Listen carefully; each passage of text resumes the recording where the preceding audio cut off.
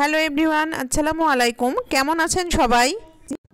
এই প্রচণ্ড শীতে আমাদের কম্বল ছাড়া কিন্তু চলে না। আর যাদের অ্যালার্জির সমস্যা আছে তারা কিন্তু কম্বল ব্যবহার করতে পারে না, কারণ কম্বল এবং কার্পেট এই টাইপের জিনিসগুলো প্রচুর পরিমাণে ধুলো টানে। এরা কার্পেটে ধুলো আটকিয়ে যায়, আর এই ধুলোবালি কিন্তু আমাদের নাকে মুখে প্রবেশ করে এবং সেক্ষেত্রে আমাদের অ্যালার্জির সমস্যা থাকলে অনেক প্রচণ্ড রকমের সমস্যা দেখা দেয়।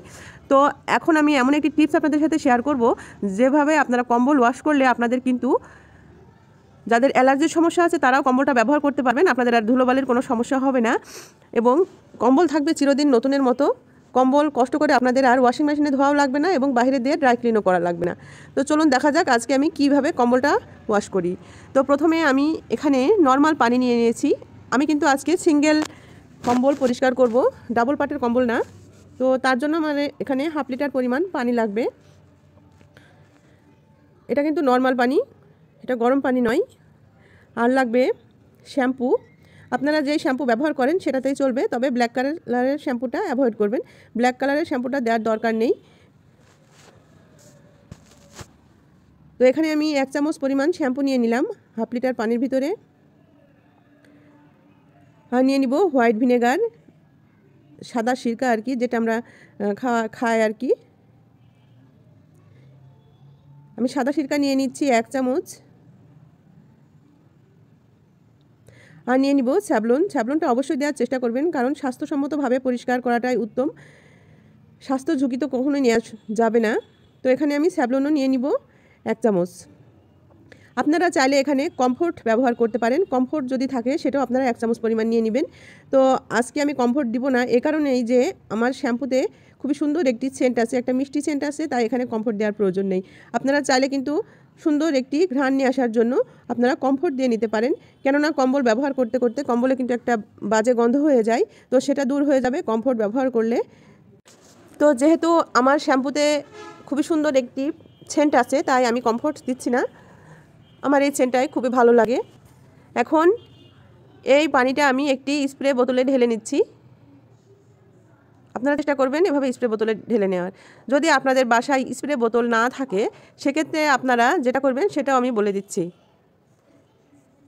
এখন দেখতে পাচ্ছেন এখানে দুটো কম্বল, আমি দুটোই কিন্তু পরিষ্কার করব, তবে একটা আপনাদের সাথে শেয়ার করব আর একটা করব না, কারণ দুটো কম্বল পরিষ্কার করতে গেলে অনেকটা সময় চলে যাবে, আর এত বড় ভিডিও তো আসলে সবাই দেখবে না।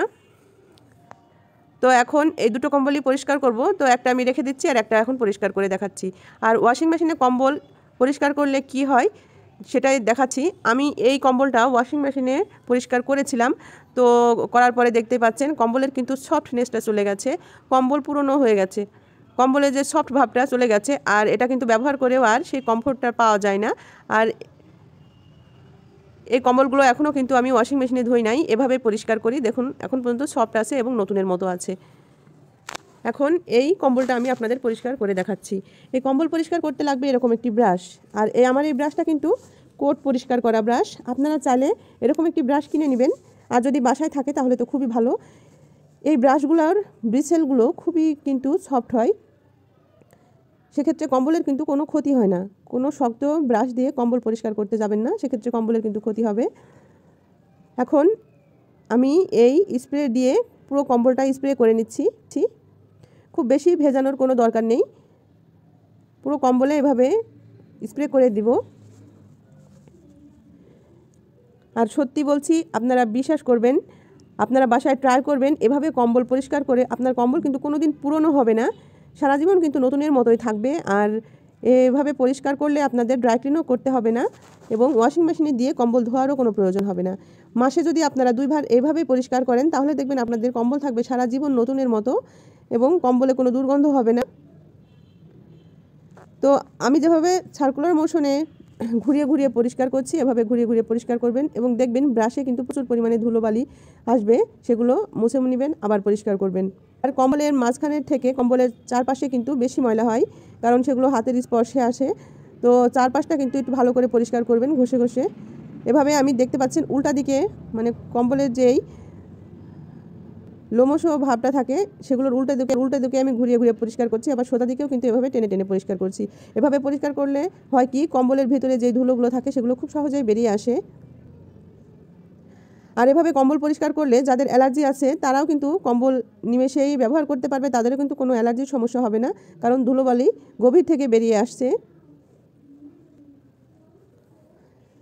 তো আমি এভাবেই কম্বলের এই পাশটা পুরোটাই পরিষ্কার করে নিয়েছি। দেখতে পাচ্ছেন কতটা পরিষ্কার হয়েছে। আমি কিন্তু প্রতি মাসে 2 বার এভাবে কম্বল পরিষ্কার করি। আর এভাবে পরিষ্কার করলে আপনাদের কম্বল কিন্তু কোনো রকম দুর্গন্ধ হবে না। আমি উল্টা পাশটা মানে অপর সাইডটাও এভাবেই পরিষ্কার করে নিচ্ছি। দেখতে পাচ্ছেন সার্কুলার মোশনে ঘুরিয়ে ঘুরিয়ে পরিষ্কার করছি, যেন ভিতর থেকে ভালো করে ধুলোবালিগুলো চলে আসে।